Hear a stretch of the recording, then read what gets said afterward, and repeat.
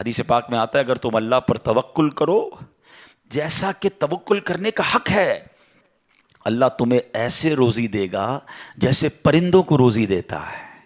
کبھی امیجن کیا آپ نے پرندوں کو روزی کیسے ملتی؟ یہ حدیث میں ایسی اچھا ہو سکتا ہے انسانوں کے بارے میں فرمایا جاتا، نبی پاک فرما دیتے، جانوروں کے بارے میں فرما دے، پرندوں کے بارے میں کیوں فرمایا؟ سبحان اللہ۔ آپ کو دنیا میں پتہ ہے پرندے کتنے ہیں؟ ایک کیلکولیشن کے مطابق اس دنیا میں جتنے جانور ہوتے ہیں نا وہ انسانوں کا ملٹیپلائی بائی 10 ہوتے ہیں، ٹھیک ہے؟ ہم 8 ارب ہیں تو وہ 80 ارب ہیں، ساری جانور، چوپائے اور جتنے بھی جانور ہیں، انسیکٹس بھی اس میں ملا لیں، لیکن فرمایا پرندے اس کا ملٹیپلائی بائی 10 ہوتے ہیں۔ اٹ مینس اس دنیا میں اپروکسیمیٹلی 800 ارب پرندے ہیں، ٹھیک ہے؟ 800 ارب پرندے روز کہاں سے کھاتے ہیں؟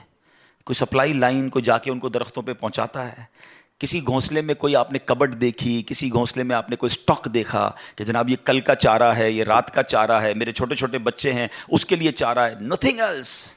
ہر پرندہ 800 ارب پرندے اپروکسیمیٹلی روز صبح فجر کے بعد بھوکے نکلتے ہیں، اور جب شام اپنے گھونسلے میں آتے ہیں تو سب کا پیٹ بھرا ہوا ہوتا ہے۔ سب کو کون کھلا رہا ہے؟ کوئی تو ہے جو نظام ہستی چلا رہا ہے، میرا خدا ہے۔ ایمان لاؤ نا، توکل کرو۔ جب پرندوں کو 800 ارب پرندوں کو روزی دے سکتا ہے، ارے میں اور آپ اشرف المخلوقات ہیں، میں ٹینشن ہی نہیں ختم ہو رہی کال کرو تھی نو ہے، سال بعد کیا ہوگا، بچی کی شادی کیسے ہوگی، میرے کاروبار کا کیا ہوگا، ارے مارکیٹ ڈاؤن ہو رہی ہے، ڈالر اوپر ڈالر نیچے، اسی ٹینشن میں مر گئے۔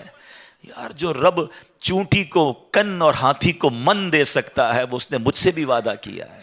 سیکھو نا حضرت ابراہیم سے، کاش یہ توکل نصیب ہو جائے۔ تھوڑی ایج اور بڑھتی ہے، آپ نے ایک بار ایک بڑا کمال کا منظر دیکھا کہ ایک بندے کو سمندر میں اس کی ہلاکت ہو گئی، سمندر میں وہ ڈوب کے مر گیا، مچھلیوں نے کھایا اس کی باڈی کو، تھوڑی دیر بعد اس کی لاش سمندر کے کنارے پہ آئی، تو پھر جانوروں نے کھایا، اس کے بعد دیکھا کہ پرندے آئے، پرندوں نے بھی اس کی باڈی سے کھایا۔ آپ کے ذہن میں خیال آیا کہ یا اللہ یہ بندے کو قیامت کے دن تو کیسے اٹھائے گا؟ ایمان تو تھا مگر اس کی باڈی کے اجزاء تو 3 الگ الگ مخلوقات کھا گئیں، اور قیامت کے دن یہ واپس کھڑا ہونا ہے اس نے۔ تو سبحان اللہ، آپ نے اللہ سے کہا وَإِذْ قَالَ إِبْرَاهِيمُ۔ پھر یہ دیکھیں حضرت ابراہیم کا یہ واقعہ بھی قرآن میں موجود، 3 پارے میں سورہ بقرہ۔ آپ کہتے ہیں وَإِذْ قَالَ إِبْرَاهِيمُ رَبِّ أَرِنِي كَيْفَ تُحْيِي الْمَوْتَى۔ اے اللہ، حضرت ابراہیم نے عرض کی کہ اے میرے رب مجھے دکھا دے تو مردے کیسے زندہ کرے گا؟ ارشاد ہوتا ہے قَالَ أَوَلَمْ تُؤْمِنْ، اے ابراہیم تو ایمان نہیں لایا، تجھے یقین نہیں؟ قَالَ بَلَىٰ وَلَكِنْ لِيَطْمَئِنَّ قَلْبِي، اے اللہ ایمان لایا ہوں، مجھے یقین ہے مگر میں ذرا دل سے دیکھنا چاہتا ہوں اور قرار آ جائے، میں عین الیقین چاہتا ہوں، میں اس کو مزید دیکھنا چاہتا ہوں۔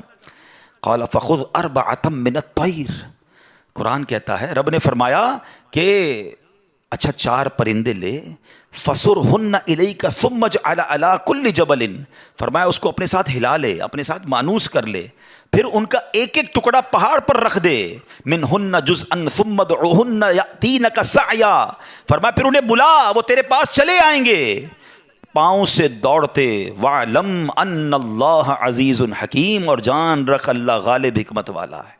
اب ہوا کیا، حضرت ابراہیم کو حکم ہوا کہ 4 پرندے لیں۔ اب آپ نے چاروں پرندے الگ الگ لیے، مور لیا، کبوتر لیا، آپ نے مرغ لیا اور ایک گدھ لیا، ان چاروں کو اپنے ساتھ تھوڑا ٹائم رکھا تاکہ وہ آپ سے انسیت پالے، تاکہ چاروں کے بارے میں کنفرم بھی ہو جائے کہ یہی 4 ہے، کوئی اور مکس نہ ہو جائے۔ اس کے بعد آپ نے چاروں کو ذبح کیا، چاروں کا قیمہ بنایا اور چاروں کا قیمہ مکس کر دیا، چاروں کا الگ الگ نہیں، چاروں کا ٹوٹل مکس کر دیا، اور اس کے چھوٹے چھوٹے پیس سمجھ لیں 4 پہاڑ پر رکھ دیے، الگ الگ پہاڑوں پر، اور چاروں کی جو چہرے تھے یعنی ان کی کھوپڑیاں تھیں وہ اپنے پاس رکھی، اس کا قیمہ نہیں بنایا، یعنی ان کے سر آپ کے پاس ہیں چاروں پرندے کے، چاروں کا مکس قیمہ ہو چکا ہے، اور 4 الگ الگ پہاڑ پر رکھ دیے۔ قرآن نے کیا کہا تو انہیں پکارو ہیں، اب یہ بھی ذرا میں آگے آ کے بتاؤں گا اس ایک خوبصورت آیت کے اس جز سے کیا سیکھنے کو مل رہا ہے۔ قرآن نے کیا کہا کہ انہیں پکارو، تو آپ نے کہا یا ایھا الدیک، اے مرغ، یا ایتھا الحمامہ، اے کبوتر، یا ایھا النسر، اے گدھ، یا ایھا الطاؤس، اے مور۔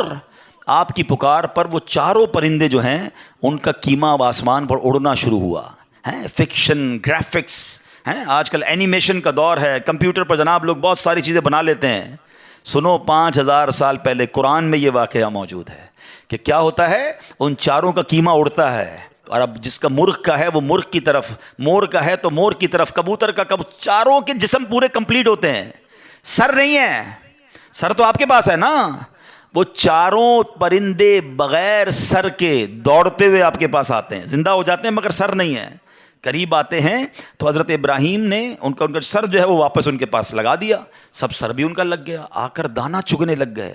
حضرت ابراہیم نے اپنی آنکھوں سے مردوں کو زندہ ہونے کا واقعہ دیکھا اور آپ کے دل کو اطمینان اور قرار آیا، یہ میرا رب یہ ہے۔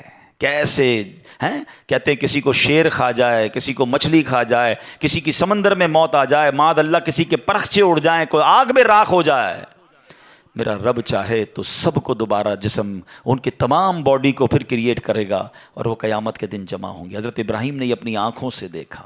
حضرت ابراہیم علیہ السلام کے اس واقعے سے کیا سیکھنے کو ملا؟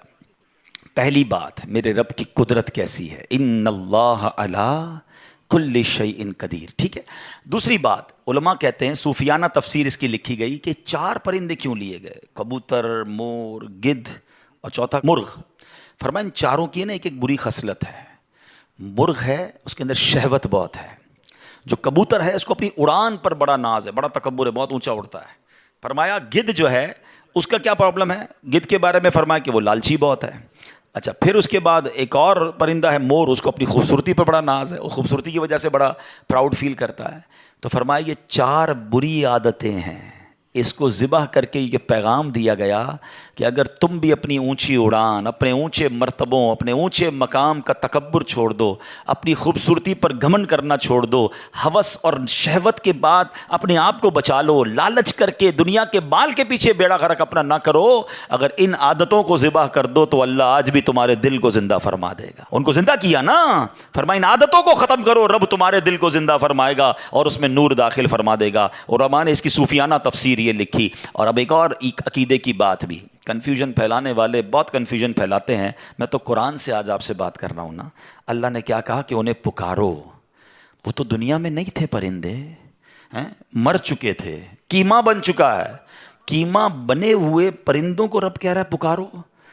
حضرت ابراہیم نے کیسے پکارا، یا ایھا الدیک، یا ایتھا الحمامہ، آپ کبوتر کو پکار رہے ہیں، آپ گدھ کو پکار رہے ہیں، قرآن کہہ رہا ہے پکارو اور نبی پکار رہے ہیں۔ آج کسی کو نہ جانے یا رسول اللہ سے پرابلم ہو جاتی ہے، کسی کو یا غوث پاک سے یا پرندوں کو پکار رہے، قرآن کہہ رہا ہے، تو اس کا مطلب دنیا سے اگر کوئی چلا بھی جائے تو اس کو پکارنے میں کوئی خدا نہ خواستہ پرابلم نہیں ہے۔ اللہ سمجھ کے تھوڑی پکارتا ہے کوئی، اللہ کے بندے سمجھ کر ہی پکار رہے ہیں نا، اللہ کی مخلوق سمجھ کر پکار رہے ہیں۔